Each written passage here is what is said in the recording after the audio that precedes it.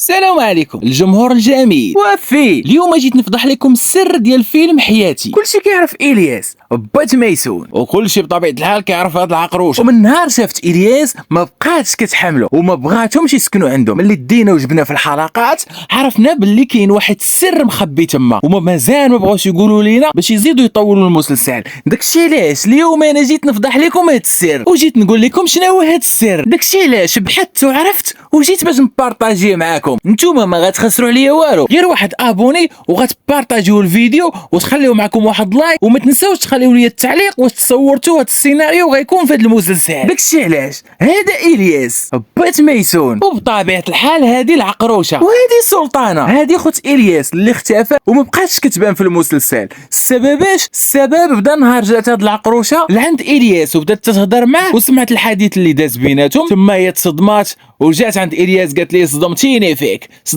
فيك ما كنتش كنعرفك ولد الحرام، ساعتها طلعتي ولد الحرام ديال بصح. وهي تهز شطيطه وقالت لهم ما نباتش هنا. المهم ما علينا، دينا وجبنا في الحلقات ومازال ما عرفناش السر، ولكن السر غادي نفتحوا لكم دابا. هذه سلطانه شنو علاقتها بهذا الشيء؟ وسلطانه علاش اصلا جات من العروبيه لهنايا لاسطنبول؟ شنو هو السر ديالها؟ السر ديالها غنعاودوا لكم بحال الخرافه. اسيدي سلطانه كانت ولدات واحد البنيه من صلبها، ناض خداها الياس وعطاها لواحد المراه. بطبيعه الحال ديك المراه راه ماتت، ولكن سلطانه السبب الرئيسي اللي خلاها تجي هي انها شاكه في ميسون هي بنتها. واش بان لكم نتوما ميسون غتكون بنتها ولا ماشي بنتها؟ داكشي علاش خليوها ليا دابا في التعاليق لتحت. المهم غادي نرجعوا عند الياس وديك العقروشه. اسيدي البنت الحقيقيه ديال سلطانه هي زينب. اي يا سيدي هي زينب، ما كنتوش كتوقعوا هادي. داكشي علاش غادي تشوفوا التصرفات اللي بينها وبين زينب، بان العقروشه عزيزه عليها زينب بزاف وما كتبغيهاش تقرب من العائله وكتخاف عليها بزاف لحقاش مربياها، وهي في الاصل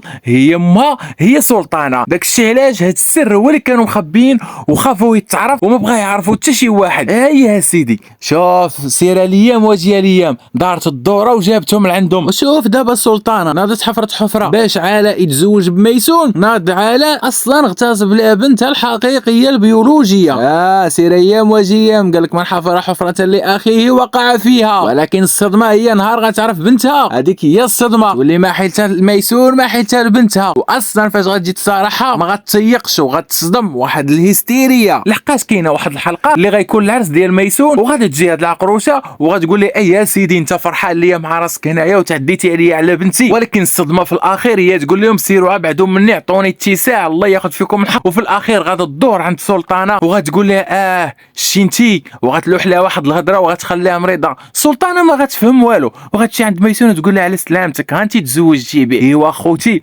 القصه هي هذه، هذا هو هذا. داكشي علاش بارطاجي معكم الفيديو، ما تبخلوش علينا بواحد ابوني وخليو لي التعليق ديالكم، والا بغيتو نزيدكم شي فيديو من هذا المحتوى غير خليوه ليا باش ندير لكم تحت الطلب. خوتي السلام عليكم، معكم سعيد البودامي. دخلوا عندي القناه محتوى كوميدي 100%. داكشي علاش تبارك الله عليكم وكي جاكم التعليق ديالي.